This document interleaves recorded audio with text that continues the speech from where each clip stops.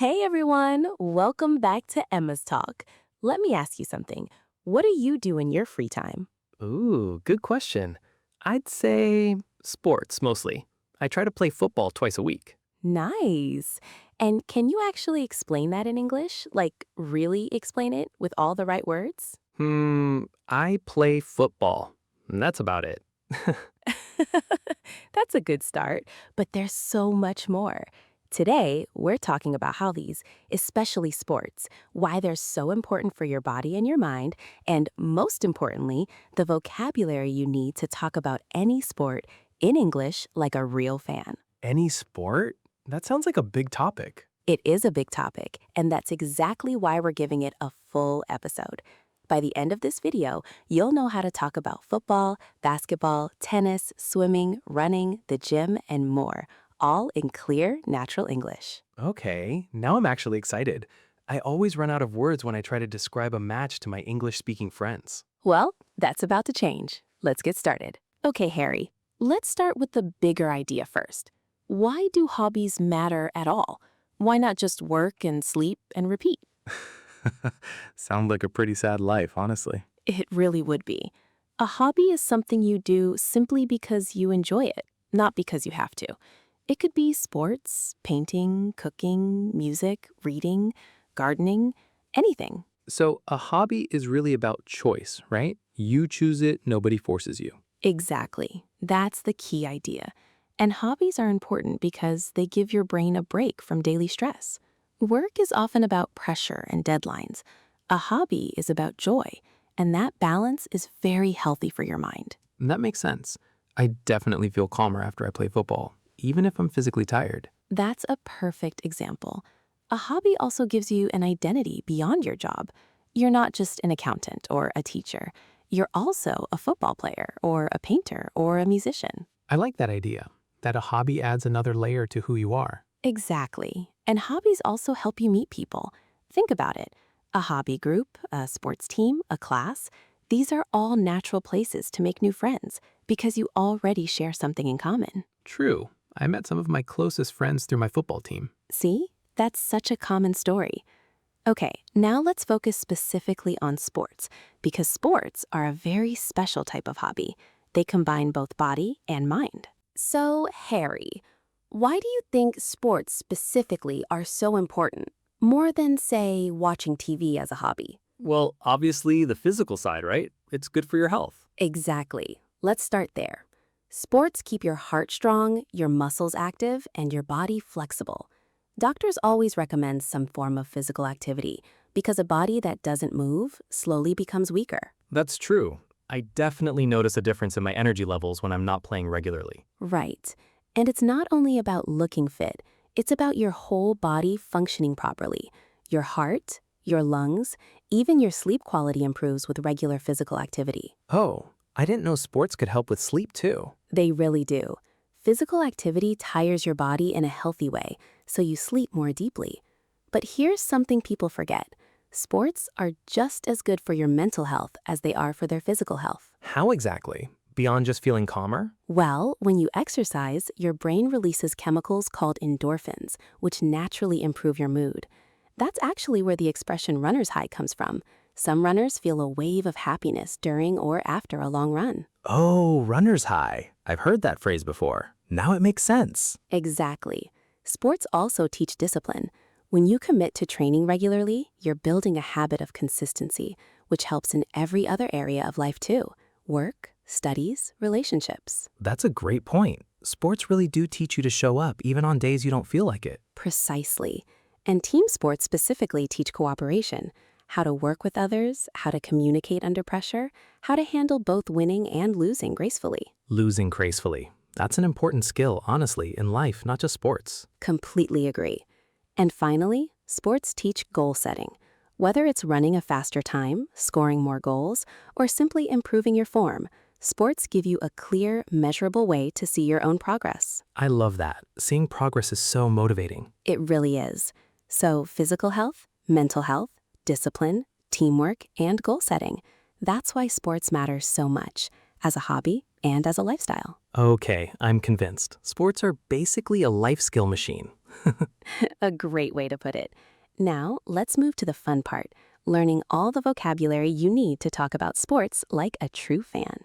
Okay, Harry, before we go into specific sports, let's cover the general words that apply to almost every sport.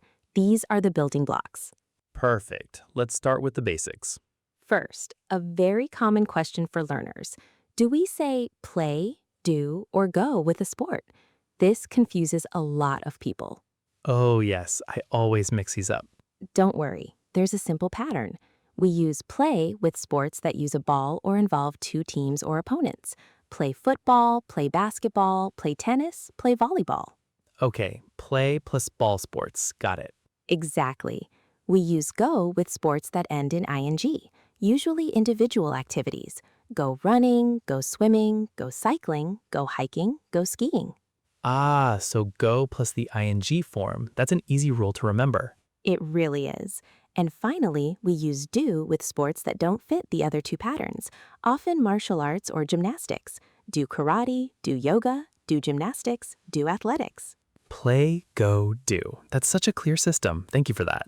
Of course. Now, let's move to general match vocabulary. First, match or game, which means the actual event when two teams or players compete. We watched the match last night. Match and game are basically the same thing, right? In most cases, yes, though match is more common in British English for football and tennis, and game is used more broadly, especially in American English. Next, team, a group of players working together, and teammate, a person on your own team. Teammate, I use that word a lot actually. It's a very useful one. Next, opponent, the person or team you're competing against. Our opponent was much stronger this time. Opponent, got it, the other side. Exactly. Next, coach, the person who trains and guides a team or player, and referee, or informally ref, the person who controls the game and makes sure the rules are followed. I always mix up coach and referee, honestly. Easy way to remember. The coach is on your side, helping you improve. The referee is neutral, making sure the game is fair. Next, score, which can be a noun, meaning the current points in the game. The score was 2-1, or a verb, meaning to get a point. He scored a goal. Score as a noun and a verb. That's a useful double meaning to know. Very useful. Next, win, lose, and draw or tie. We won the match. We lost the match. The match ended in a draw, meaning nobody won. Draw for British English and tie for American English, right? Exactly right. Good memory. Next, training or practice. The sessions where players prepare before real matches.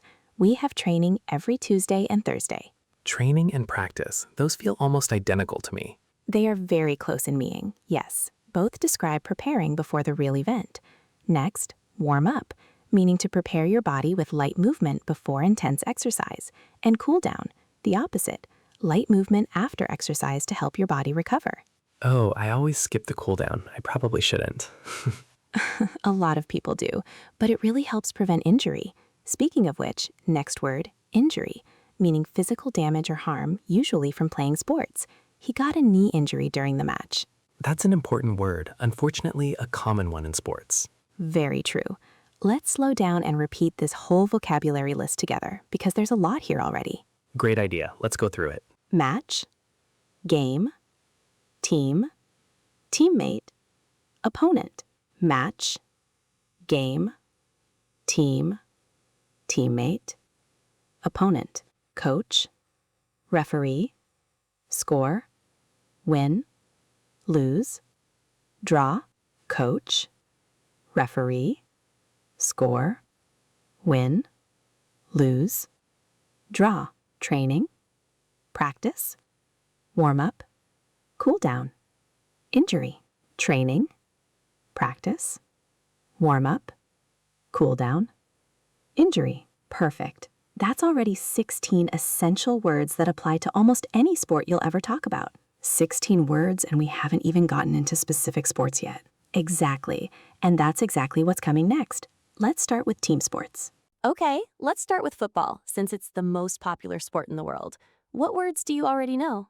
Goal, pass, kick. That's probably it. Good start. Let's build on that. Goal is when the ball goes into the net and a point is scored. And it's also the name of the structure itself, the net where you score. He scored an amazing goal. Right. Goal for the action and the place. That's a nice double meaning again. Exactly. Next, pass, to kick or send the ball to a teammate. He passed the ball to his teammate. And dribble, to move the ball using quick, controlled touches while running. Dribble. I've heard that in basketball too. Is it the same word? Great catch, yes. In basketball, dribble means bouncing the ball on the ground while moving. In football, it means controlling the ball with your feet while moving. Same word, slightly different action, depending on the sport. That's such a useful connection between the two sports. Definitely. Next football word, tackle, when a player tries to take the ball away from an opponent, often by using their body or feet. He made a strong tackle. Next, shoot, to kick the ball toward the goal, trying to score. Shoot and score feel connected, right? You shoot, and if it works, you score. Exactly right. Shoot is the attempt, score is the successful result. Next, pitch, the field where football is played. And penalty, a special kick given when a rule is broken near the goal. Pitch for the field, got it. What about the goalkeeper, the person guarding the goal? Great addition. Goalkeeper, or informally, keeper, the player whose job is to stop the ball from entering the goal. And defender, midfielder, and striker are the other main positions, defending near your own goal, controlling the middle of the field, and attacking near the opponent's goal. Defender, midfielder, striker, keeper. That basically covers the whole team. It really does. Now let's move to basketball. Some words overlap, like dribble, pass, and score, but there are some unique ones too. Shoot is still used, but often paired with hoop, the basket itself. He shot the ball into the hoop. Hoop, that's such a fun word. It really is. Next, dunk, when a player jumps and puts the ball directly into the hoop with their hand, a very exciting move to watch. And rebound, when a player catches the ball after a missed shot. Rebound. I've definitely heard that word during basketball games on TV. It's used constantly in basketball commentary. Next, foul, when a player breaks a rule, often by touching an opponent unfairly. And free throw, a shot given as a penalty after certain fouls. Foul. I think that word is used in football too, right? Great observation. Yes, foul is a general sports word for breaking the rules, used in football, basketball, and many other sports. Now, let's quickly cover volleyball too, since it shares the court and net vocabulary with basketball. Okay, volleyball vocabulary. Go for it. Serve, to start a point by hitting the ball over the net. Spike, a powerful downward hit meant to score a point. And set, a pass that positions the ball perfectly for a teammate to spike. Serve, spike, set. Those are all new to me. Thank you. Of course.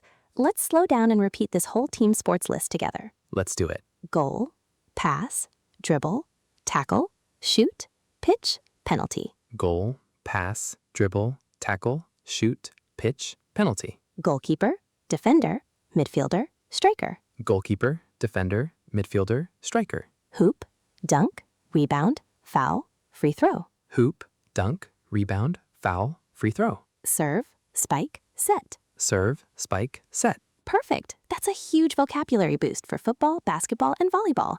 Now let's move to individual sports: running, tennis, swimming, and cycling. Individual sports have their own special vocabulary too, and it's just as important, especially since many people practice these on their own without a team. True. I actually run more often than I play football, honestly. Then this part is perfect for you. Let's start with running. Lap, one complete trip around a track or a set route.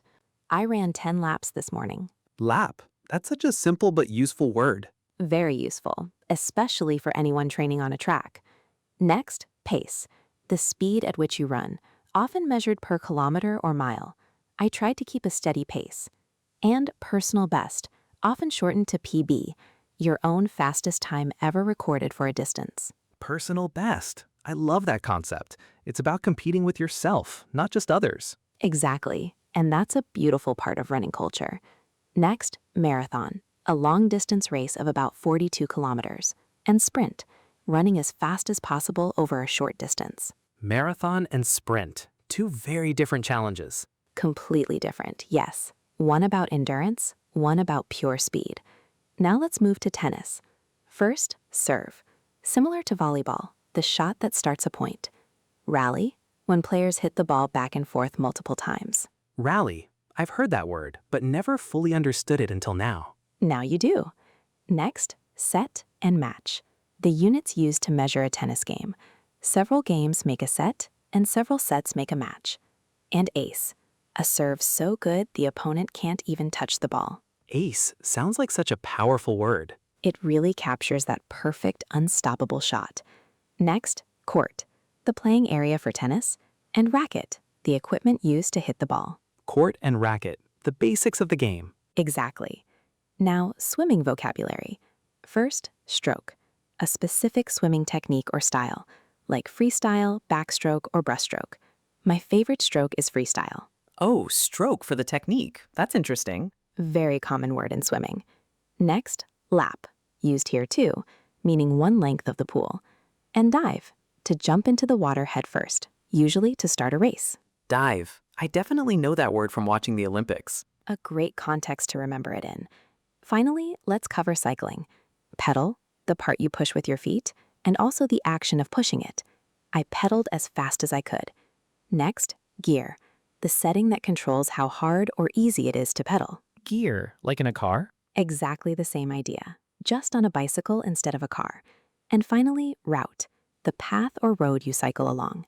We took a beautiful route along the coast. Route, pedal, gear. That covers cycling nicely. Let's slow down and repeat this whole individual sports list together. Let's do it. Lap, pace, personal best, marathon, sprint.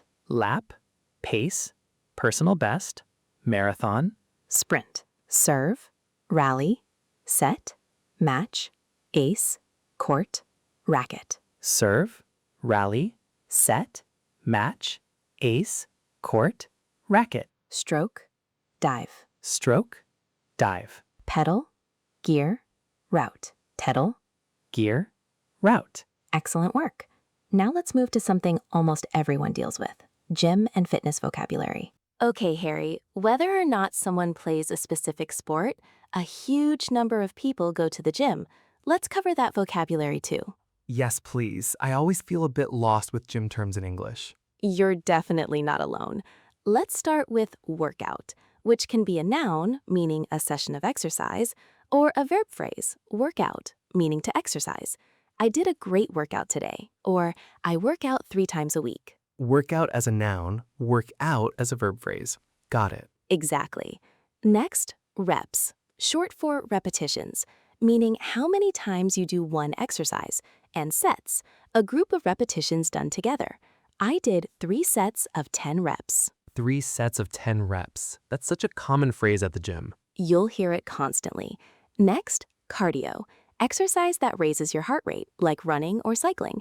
And strength training, exercise focused on building muscle, usually with weights. Cardio and strength training, the 2 main types of workout, basically. Exactly right.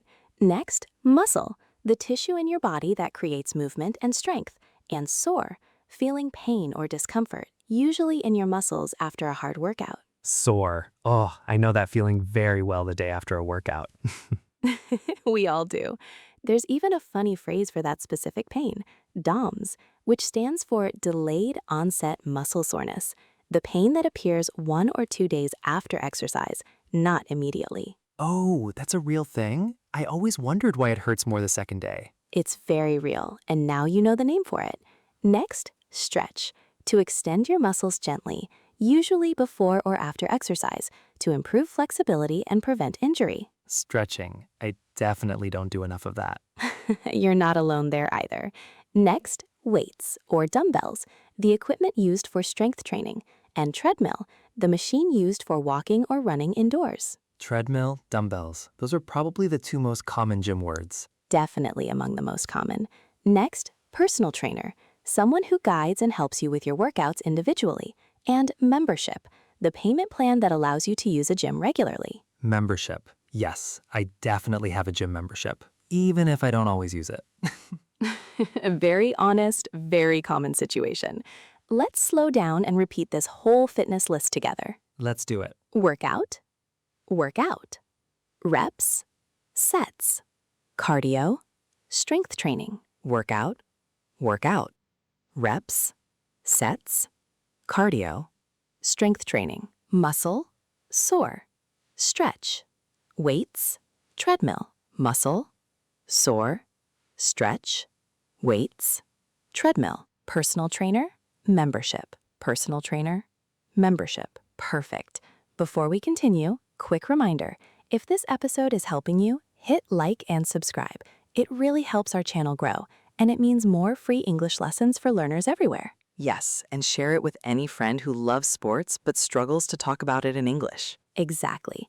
Now, let's cover a couple more categories, water sports and winter sports, since these come up a lot too, especially with travel and vacations. Okay, Harry, let's start with water sports. Beyond swimming, which we already covered, there's surfing, diving, and sailing. Oh, I love talking about the beach, so this is useful for me. Perfect. Let's start with surfing. Wave, the moving water you ride on a surfboard, and board, short for surfboard, the equipment you stand on. He caught a huge wave. Catch a wave. That's such a cool expression. It really is, very poetic for a sports phrase. Next, paddle, to move through the water using your arms, usually while lying on the surfboard, waiting for a wave. Next word, balance, the ability to stay steady without falling, extremely important in surfing. Balance. That word applies to a lot of sports, actually, not just surfing. Great observation, very true. Now, scuba diving. Scuba diving, swimming underwater using special breathing equipment, and snorkeling, swimming near the surface of the water using a simple tube called a snorkel to breathe. What's the real difference between those two? Great question.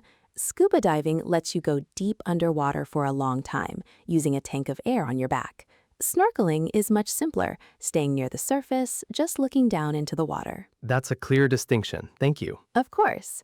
Now let's move to sailing. Sail, both the fabric that catches the wind and the verb meaning to travel by boat using wind power. And crew, the group of people helping to operate the boat. Sail as a noun and a verb again. English really loves that pattern. It really does.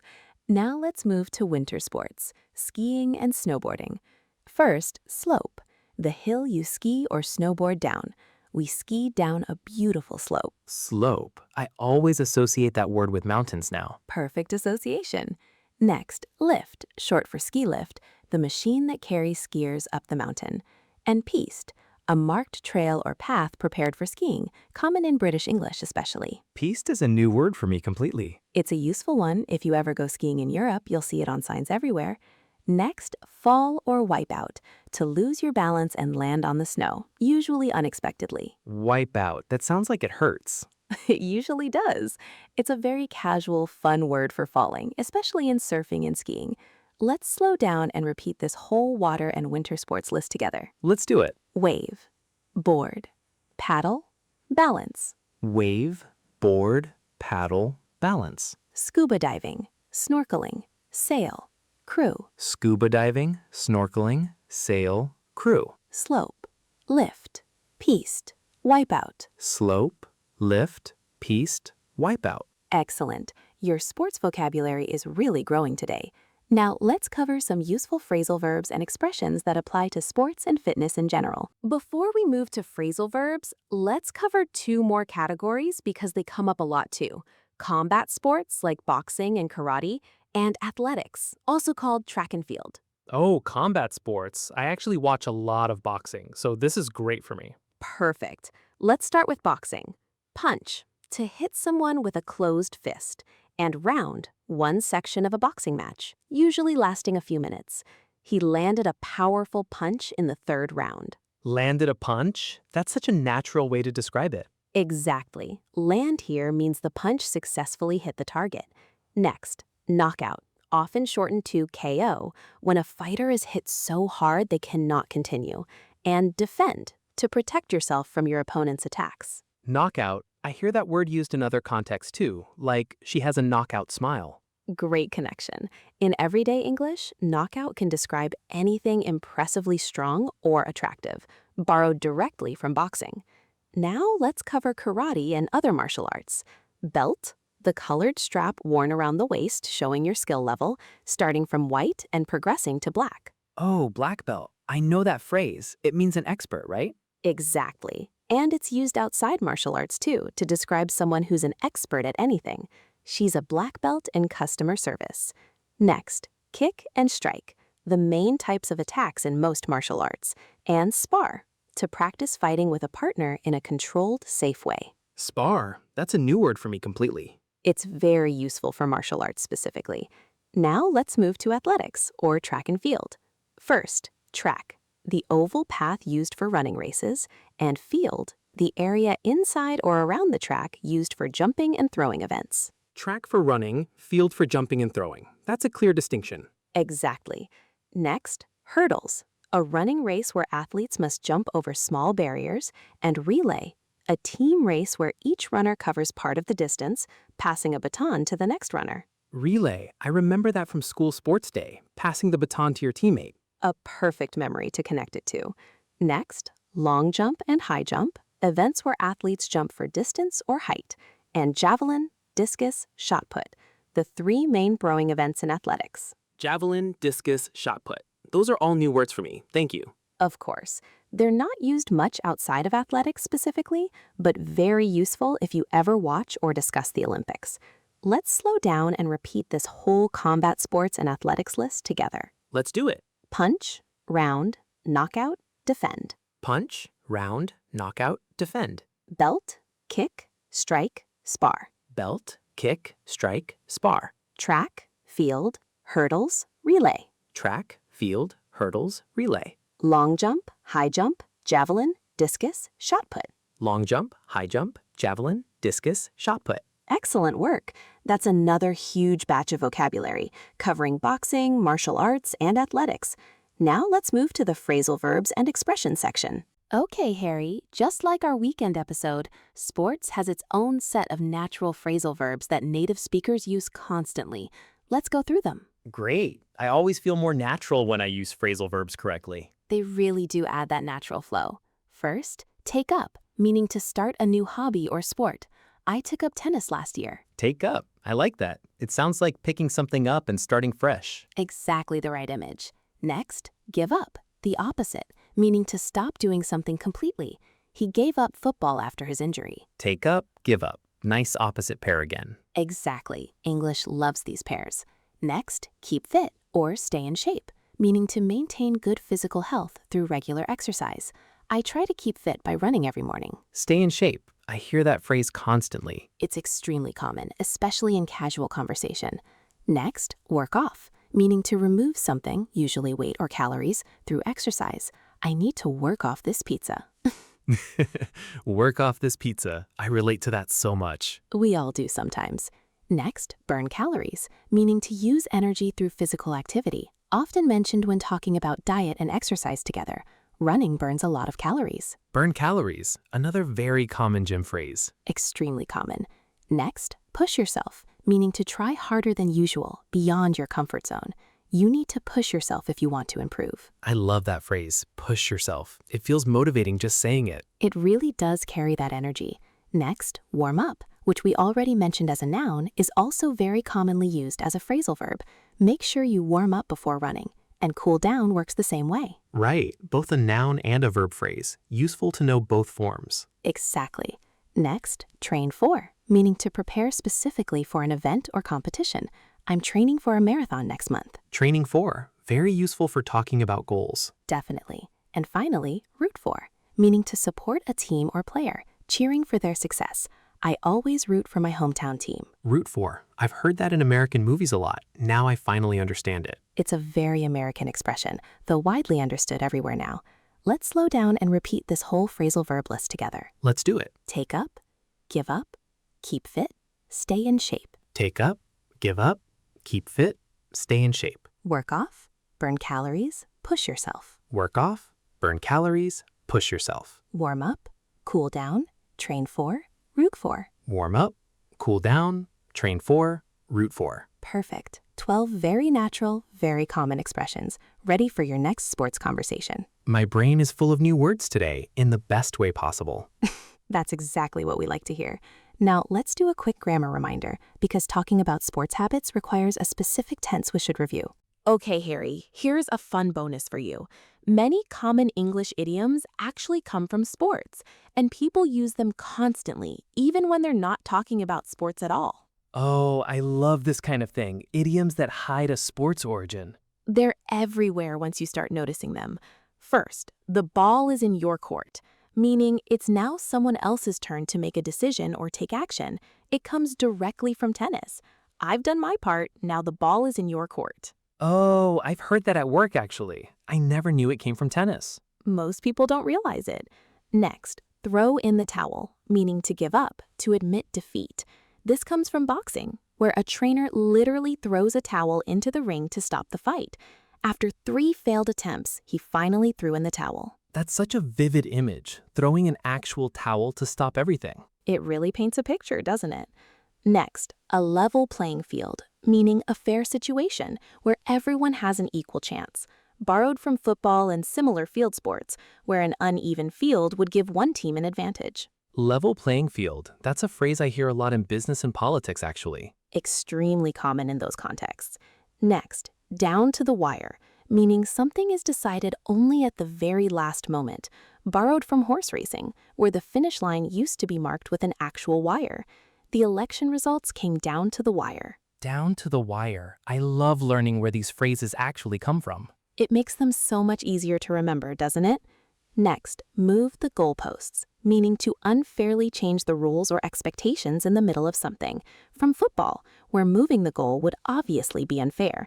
Every time I meet the target, they move the goalposts. Oh, that's such a relatable phrase for frustrating situations at work. Extremely relatable, yes. Next, kickoff, meaning to start something, whether a meeting, an event, or a project, borrowed directly from the start of a football match. Let's kick off the meeting with a quick update. Kickoff. I actually already used that one without knowing it came from football. A lot of learners are surprised by that. And finally, on the ball, meaning someone who is alert, quick, and competent, likely from sports where players must react quickly to the ball. She's always on the ball with deadlines. On the ball. I really like that one. It's such a nice compliment. It really is. Let's slow down and repeat this whole idiom list together, since these are so useful beyond just sports conversations. Let's do it. The ball is in your court. Throw in the towel. The ball is in your court. Throw in the towel. A level playing field. Down to the wire. A level playing field. Down to the wire. Move the goalposts. Kick off on the ball. Move the goalposts. Kick off on the ball. Perfect. 7 idioms that will make your everyday English sound much more natural, not just your sports conversations. I love that these connect sports vocabulary to regular daily life. It feels like everything we've learned today is even more useful now. Exactly the point. Sports vocabulary reaches far beyond the sports field itself. Now, let's do a quick grammar reminder, because talking about sports habits requires a specific tense we should review. Okay, Harry. When we talk about sports as a hobby, something we do regularly, we use the present simple tense along with frequency adverbs. Present simple, like I play, I go, I do. Exactly. And frequency adverbs tell us how often something happens.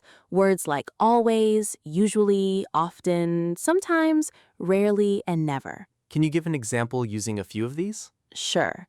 I usually play football on Sundays. I often go swimming after work. I rarely go skiing since I don't live near mountains. I never miss my morning run. I notice these words usually come before the main verb, but after to be. Is that the rule? Exactly right. Great observation. I always exercise in the morning before the main verb exercise. But I am always tired after training, after the verb am. That's the general pattern for frequency adverbs. That's such a helpful rule. Thank you for clarifying that. Of course. Now, there's also a very useful expression for talking about how often you do something using a specific number. I play football twice a week. I go to the gym 3 times a month. I go running every single day. Twice a week, 3 times a month. That pattern is really useful for being specific. It really is. Much more specific than just saying often or sometimes.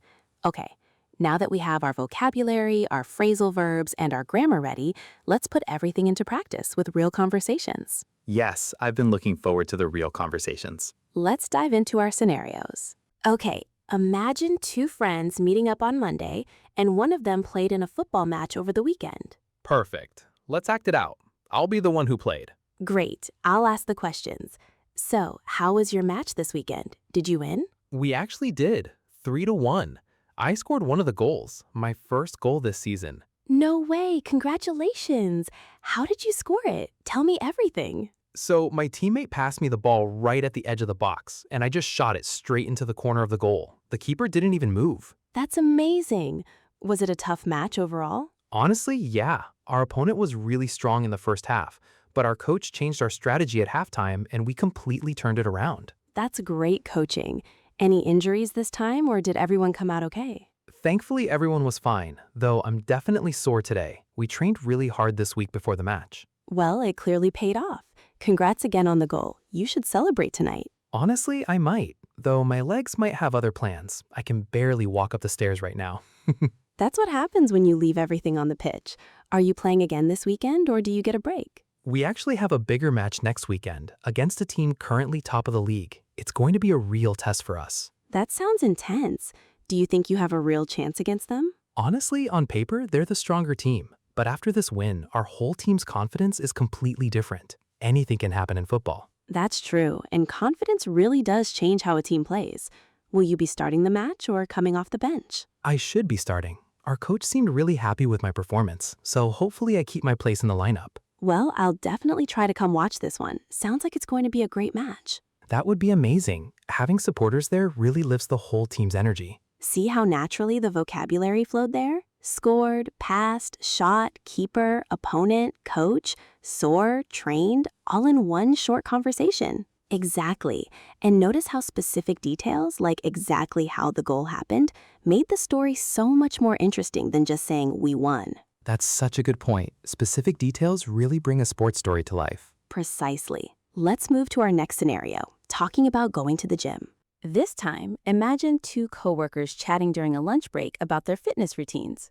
Very relatable. This happens in offices everywhere. Definitely. Let's act it out. I'll start this time.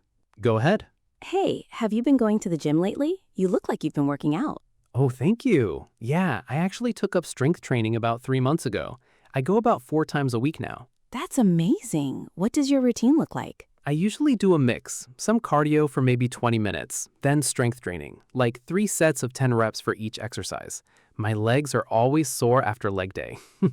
Leg day is no joke. I've heard people talk about that with real fear in their voices. Honestly, it's true, but I've noticed a real difference already. I have so much more energy throughout the day. That's great to hear. I've been thinking about starting myself, but I always give up after a week or two. Honestly, a personal trainer really helped me stay consistent at the beginning. If you're serious about it, that might be worth considering. That's a good idea, actually. Maybe I'll finally push myself to start this month. You definitely should. I promise it's worth it once it becomes a habit. See how natural that felt using took up, reps, sets, sore, personal trainer, push myself, all in a normal everyday conversation? Yes, and it didn't feel like a vocabulary lesson at all. Just a real chat between two coworkers. Exactly the goal. Let's move to our next scenario, a parent encouraging their child to try a sport. This scenario is a bit different. A parent gently encouraging a child to try a new sport, using simple, warm language. Oh, this is sweet. Let's do it. I'll be a good child this time. Perfect. I'll be the parent. Hey, sweetheart. I saw a swimming class starting next month at the community pool. Would you like to try it? I don't know, Mom. I've never really swum before. What if I'm bad at it? That's completely okay. Everyone starts somewhere. The coach there is really patient, and it's just for fun at first, not competition. I guess it could be fun. What would I even learn first? You'd probably start with simple strokes, just learning to float and move comfortably in the water. And you'd meet other kids your age too. It's a great way to make friends. That actually sounds kind of nice. Can I bring my friend Lily too? Of course, you two could take the class together. It might make it even more fun. Okay, I think I want to try it then. That's wonderful, sweetheart. I'm proud of you for being brave and trying something new. See how simple and encouraging the language was here? Perfect for beginners listening to this podcast too, since it uses very basic vocabulary. Exactly. And this shows that sports vocabulary doesn't always need to be complicated. Sometimes the most important conversations are the simplest ones. That's such an important reminder. Let's move to our next scenario. 2 friends planning to try a brand new sport together. This time, imagine 2 friends who want to try something completely new, maybe rock climbing or surfing, something adventurous. Ooh, I love this idea. Let's do surfing. I'll suggest it this time. Perfect. Go ahead. Hey, I've been thinking, should we try surfing this summer? I found a beginner class near the coast. Surfing? Honestly, I've always wanted to try it, but I'm a little nervous. I'm not the strongest swimmer. Don't worry, the class is specifically for complete beginners. They teach you the basics first, like paddling and balance, before you even try to catch a wave. Okay, that makes me feel a bit better. What kind of board do beginners usually use? I read that beginners usually start with a bigger, wider board. It's much easier to balance on than the smaller ones professionals use. That's good to know. Honestly, the idea of just trying something new, even if we fall a lot, sounds really fun. Exactly my thinking. Worst case, we get a few wipeouts and a good story to tell. True. And best case, we discover a brand new hobby. Let's sign up this weekend. Deal. I'm actually really excited now. See how the vocabulary from our water sports section fits so naturally into this real planning conversation? Paddling, balance, catch a wave, board, wipeout? It really shows how useful learning vocabulary by category can be. Everything connects together in real conversations. Exactly right. Let's move to our next scenario, talking to a personal trainer at the gym. This scenario happens at the gym, someone meeting a personal trainer for the very first time, explaining their goals. Very useful. This could genuinely help someone in real life. I'll be the trainer this time. Great, I'll be the new client. Hi, I'm Emma. I just signed up for personal training sessions. Great to meet you, Emma. So tell me a bit about your goals. What are you hoping to achieve? Honestly, I want to build some strength and improve my overall fitness. I used to do a lot of cardio, running mostly, but I've never really done strength training before. That's a great combination to work on. Do you have any injuries or health concerns I should know about? I had a minor knee injury a couple of years ago, but it's fully healed now. My doctor just recommended being careful with certain exercises. Good to know. Thank you for telling me. We'll definitely warm up properly and avoid anything that puts too much pressure on your knee. How many days a week were you thinking of training? I was thinking maybe 3 times a week to start and see how my body adjusts. That sounds like a solid, realistic plan. We'll start with lighter weights and focus on proper form first, then gradually increase intensity as you build strength. That sounds perfect. I really appreciate you taking the injury into account. Of course, your safety always comes first. All right, let's start with a proper warm-up. See how professional yet still warm and friendly that conversation felt? Very realistic for a real gym setting. Exactly, and it naturally used words like strength training, cardio, injury, warm-up, form, all in a completely realistic context. Perfect example. Let's move to our next scenario, talking about a favorite sports team during a big match. This scenario is very common among sports fans. 2 friends discussing a big match they watched, maybe even disagreeing a little. Oh, this is fun. Sports fans always have opinions. Let's do it. I'll start. Did you watch the match last night? What a game. I did. Honestly, I couldn't believe that last-minute goal. I was already sure it would end in a draw. Same here. The striker was incredible the whole match. He must have taken at least 6 shots. True, though honestly, I think the referee made a few questionable calls too. That one foul in the second half looked really unfair to me. I actually disagree a little there. I thought it was a fair call. The defender clearly made contact. Maybe. I'll have to watch the replay again. Either way, it was such an exciting match to watch. Definitely one of the best games this season. Are you rooting for them in the next round too? Absolutely. I've been a fan of this team since I was a kid. I could never switch now. That kind of loyalty is honestly impressive. I hope we keep this momentum going. Are you planning to go to the stadium for the next match or watch from home again? I'm actually trying to get tickets this time. They're selling really fast though, since it's such a big match. Do you usually watch at the stadium or at home? Mostly at home, honestly. Though there's nothing quite like the atmosphere of a live match. The crowd singing, the energy in the stadium. Exactly. It's a completely different experience watching live. The noise alone gives me chills sometimes. I can imagine. If you manage to get tickets, you'll have to tell me all about it afterward. Definitely. I'll probably send you updates during the match too, knowing me. I wouldn't expect anything less from such a dedicated fan. Good luck getting those tickets. Thanks. Fingers crossed. See how the small disagreement about the referee's call made the conversation feel completely real, exactly like real sports fans talking. Exactly. Sports conversations often include friendly disagreements, and that's a completely natural, healthy part of being a fan. Let's move to our next scenario, a slightly more serious one, talking about a sports injury. This scenario is important too, because injuries are unfortunately a common part of sports, and knowing how to talk about them is very useful. True. This happened to me once actually, so this feels very relatable. Let's act it out. I'll ask the questions since you mentioned it happened to you. Sure, go ahead. Hey, I heard you got injured during your match last week. Is everything okay? Yeah, thankfully it wasn't too serious. I twisted my ankle while running for the ball.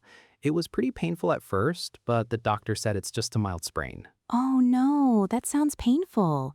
How long will you need to rest? The doctor recommended about 2 weeks off from training just to let it heal properly, and some light stretching once the swelling goes down. That must be frustrating, especially with the season still going. Honestly, yeah, it's tough watching from the sidelines, but I know if I rush back too early, I could make it worse.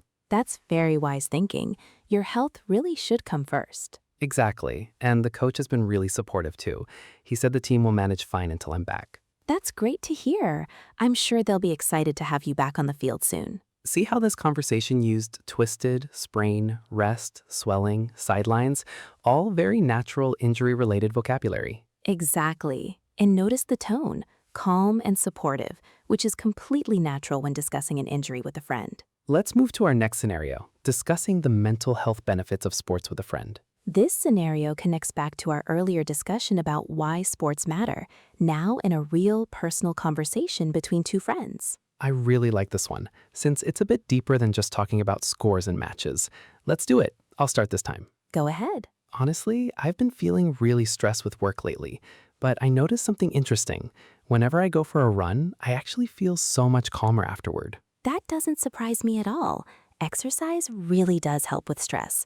I feel the exact same way after playing tennis. It's like my mind completely clears. Really? I always assumed it was just a physical thing, tiring your body out. It's actually both, physically and mentally. Your brain releases these chemicals called endorphins during exercise. They naturally improve your mood. Oh, that's fascinating. I didn't realize there was actual science behind that feeling. There really is. Plus, sports give you a break from constantly thinking about work or problems. Your mind just focuses on the game or the movement instead. That's so true. Honestly, I think I need to make exercise a bigger priority, especially during stressful periods. I really think you should. Even something small like a 20-minute walk can make a real difference some days. Thanks for this conversation. Honestly, it's motivating me to lace up my shoes tonight. See how naturally this conversation blended emotional honesty with the vocabulary and ideas from earlier in our episode? It really did. And it shows how sports vocabulary isn't just for describing games. It's also for talking about real feelings and real life. Beautifully said. Let's move to our next scenario, talking about a marathon or race someone just completed. This scenario celebrates a big achievement, a friend who just finished their first marathon. This is exciting. Let's do it. I'll be the one who finished the marathon. Perfect. I'll be the excited friend. I can't believe you actually did it. How do you feel? Honestly, exhausted, but so proud of myself. I trained for almost 6 months for this. 6 months. That's incredible dedication. What was your finishing time? I finished in 4 hours and 12 minutes, which was actually faster than my goal. I was aiming for around 4:30. That's amazing. A new personal best on your very first marathon. Exactly. I couldn't believe it myself when I saw the clock at the finish line. There was a moment around kilometer 30 where I really wanted to give up. My legs were completely burning. How did you push through that? Honestly, the crowd really helped. So many strangers cheering along the route. It gave me this extra boost of energy right when I needed it most. That's such a beautiful part of marathons, that community support. So are you already thinking about the next one? Ask me again in a week. Right now, my whole body just wants to rest completely. Fair enough. You've definitely earned it. Congratulations again. This is such a huge achievement. See how the specific numbers, 4 hours, 12 minutes, kilometer 30, made the story feel so much more real and impressive? Exactly. Specific details are always more powerful than general statements, especially with achievements like this. Let's move to our final scenario, small talk with a neighbor who's really into cycling. Our final scenario, a quick friendly chat with a neighbor who's clearly passionate about cycling. Perfect way to end. Let's act it out. I'll be the cycling neighbor. Great, I'll start. Hey, I always see you heading out early on your bike. Where do you usually go? Oh, mostly along the river route. It's about 40 kilometers round trip. I try to go 3 or 4 times a week, weather permitting. 40 kilometers? Wow, that's a serious distance. How long have you been cycling? About 5 years now. I actually took it up after I gave up running. My knees just couldn't handle it anymore. That makes sense. Cycling is much gentler on the joints, right? Exactly. And honestly, I've completely fallen in love with it.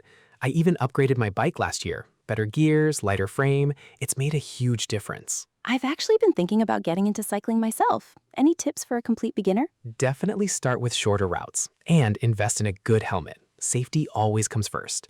Also, don't worry about speed at the beginning. Just focus on enjoying the ride. That's really helpful advice, thank you. Maybe I'll join you on the river route sometime. I'd love that. Honestly, cycling is always more fun with company. See how naturally that conversation flowed, using route, gears, took up, gave up, helmet, in a completely casual neighborhood chat. Exactly. And that's our 10th and final scenario. Football, gym, family encouragement, trying something new, personal training, sports fandom, injury, mental health, marathon achievement, and cycling small talk. 10 completely different scenarios, and the same growing vocabulary working naturally in every single one. All right, before we move toward the end, let's give our listeners some quick practice.